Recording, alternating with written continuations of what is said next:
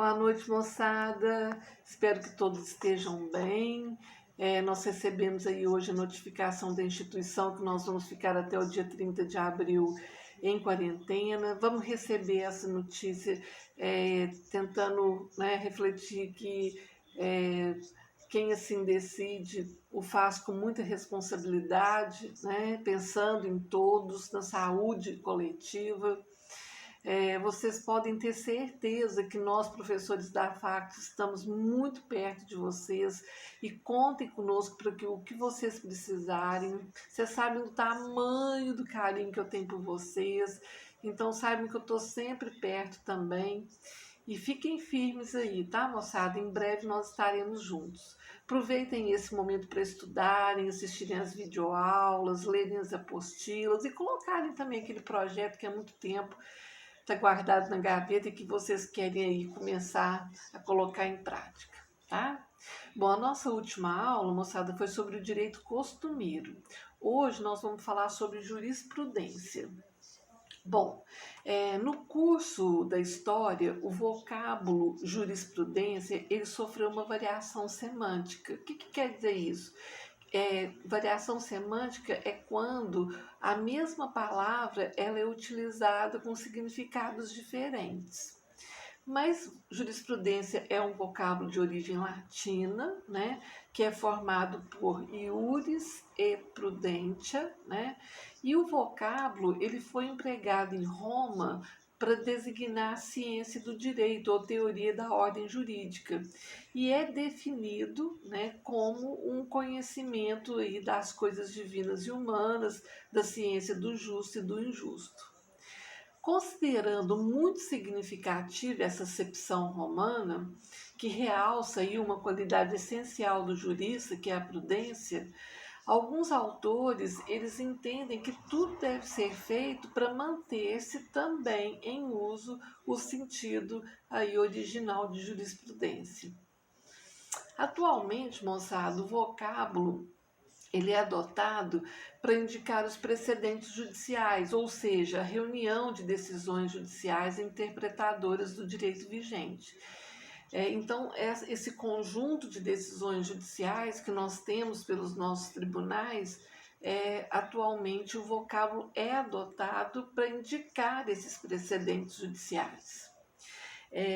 Em seu contínuo trabalho aí de julgar, né, os tribunais eles desenvolvem a análise do direito, registrando na prática, né, as diferentes hipóteses de incidência das normas jurídicas. Então, ao revelar o sentido e o alcance das leis, o Poder Judiciário ele beneficia a ordem jurídica, tornando-a mais definida, mais clara e, em consequência, mais acessível ao conhecimento. Bom, para bem se conhecer o direito que efetivamente rege as relações sociais, não basta o estudo das leis. É indispensável também a consulta e aos repertórios das decisões judiciais. Nós precisamos saber como que os nossos tribunais têm decidido a respeito de alguns temas que são relevantes para as nossas relações. Bom, distingue-se, né, duas noções de jurisprudência. Uma, que é a jurisprudência em sentido amplo, e dois, que é a jurisprudência em sentido estrito. A jurisprudência em sentido amplo é a coletânea de decisões que são proferidas pelos tribunais. Então, essa coletânea aí de decisões proferidas pelos tribunais sobre determinada matéria jurídica é a jurisprudência em sentido amplo. E em sentido estrito, aí consiste apenas no conjunto de decisões uniformes que são prolatadas pelos órgãos do Poder Judiciário sobre uma determinada questão jurídica. É a uniformidade do critério de julgamento.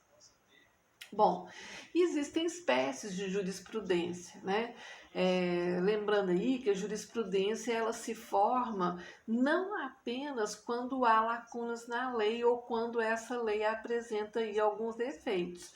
Então, muitas pessoas enganam-se, né, pensando que eu só poderia utilizar a jurisprudência quando há a inexistência da lei ou quando a lei se apresenta defeituosa. A jurisprudência, ela se forma também em outros sentidos, em outros momentos, né? Então, assim, nós podemos apresentar a jurisprudência em três espécies. Primeiro, a secundum legem, segundo, praeter legem e terceiro, contra legem. Bom, a jurisprudência secundum legem, né, ela se limita a interpretar determinadas regras definidas na ordem jurídica. Então, as decisões judiciais, elas refletem o verdadeiro sentido das normas vigentes. A jurisprudência praeter legem é a que se desenvolve na falta de regras específicas, aí quando as leis são omissas ou quando não existe lei para aplicar ao caso. E por fim, a jurisprudência contra legem, que se forma, como dizem, ao arrepio da lei, né, contra disposições desta, é uma prática que não é admitida muito no plano teórico. Contudo, ela é aplicada e surge quase sempre em face das leis anacrônicas. Lembram o que são leis anacrônicas? São aquelas leis que envelheceram durante o seu período de vigência e não foram revogadas por obra do legislador. Elas permanecem imutáveis enquanto a vida evolui, né? Então, elas são aplicadas em face das leis anacrônicas, né? Ou das leis injustas, tá? Então, ocorre quando os precedentes judiciais, eles contrariam o espírito da lei. Por isso que disse que ela se forma ao arrepio da lei, né?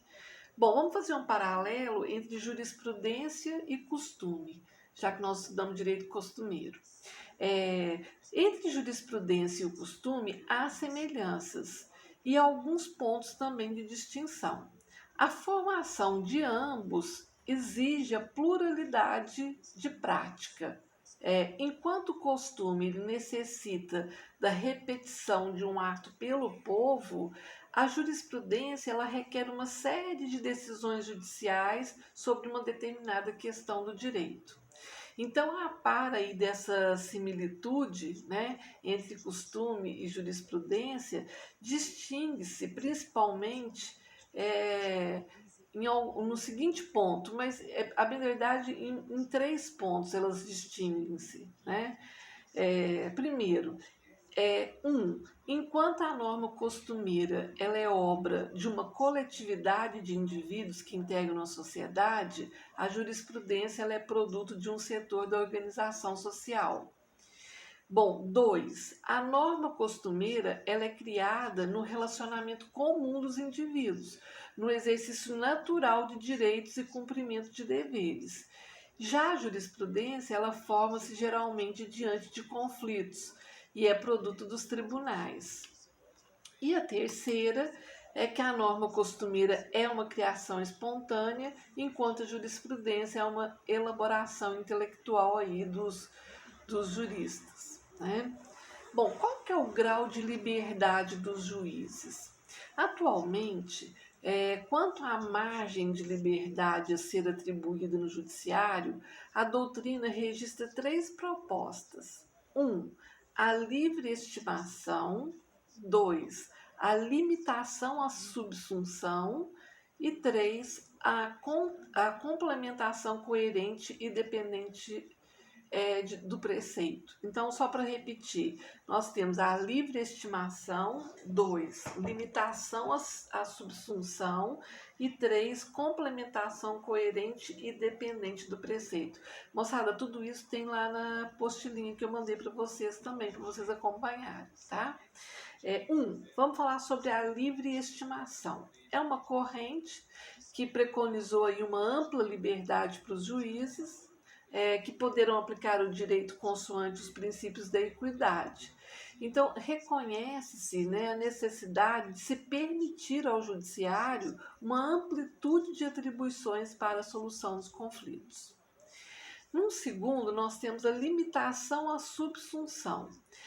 Por essa doutrina, o juiz ele operaria apenas com os critérios rígidos das normas jurídicas, né? Com esquemas lógicos, sem possibilidade alguma de contribuir com a sua experiência, né? Na adaptação aí do ordenamento à realidade emergente. Então, com essa orientação, se evitaria o subjetivismo do juiz, né? E o arbítrio também nos julgamentos, ao mesmo tempo que se preservaria aí, de alguma forma, a integridade das leis. E, por fim, a terceira, na verdade são quatro, falei, mas tem mais uma que é a judicialização, mas a terceira que é a contemplação coerente e dependente do preceito. Esta constitui a posição mais aceita e que reconhece a necessidade de se conciliarem, né, tanto os interesses de segurança jurídica, pelo respeito ao direito vigente, que o juiz não pode desrespeitá-lo, e com uma indispensável imagem de liberdade aos juízes para poderem agir conforme eles entendem, né, na sua interpretação ao caso concreto. Bom, um outro tema é a judicialização e o ativismo judicial. O que é judicialização? Vocês já devem ter ouvido muito falar na TV, né, nos jornais. Bom, judicialização é o fato do poder judiciário tomar conhecimento e deliberar sobre assuntos que não são regulados em lei e, ao mesmo tempo, são de relevância social.